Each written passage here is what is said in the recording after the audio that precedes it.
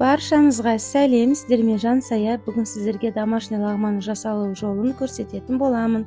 Ол үшін соңына дейін бірге болыңыздар. Ең алдымен етін тураймыз. Етін турағаннан кейін барып пиязын турап, қазанға май құйып қыздырамыз. Майымыз қызғаннан кейін етін салып, астын басып қуыратын боламыз. Бұдан кейін барып редька барлығын турап дайындаймыз. Домашний лагман дәмін беретін ол бірден бір зат редька. Редьканы обязательно қосасыздар. Сәбізден азақ қана қосамыз. Бұдан соң барып пиязын салып қуырамыз. Астын басып қойып, қалған заттарымызды турап дайындайтын боламыз. Картошкамызды турап дайындадым, капустамызды турадым. Лагманға көбісі обычный капуста қосады екен, олай қоспаңыздар. Осы бәссайдың қатты жиын ғана қосасыздар. Дәмі әдемі болып шығады.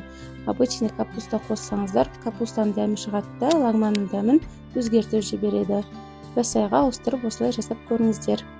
Енді қатты заттарды қосып, тұздап, астын басып, оны да қуырамыз. Осы аралықта перецтерді турап дайындап аламыз. Перецтер турадым, чеснок қосамыз, оны ең соңынан қосатын боламыз. Енді картошкаларымызды саламыз, томат қосып, бір қуырып аламыз. Томат қосқаннан кейін сразу су құйып жібермеңіздер.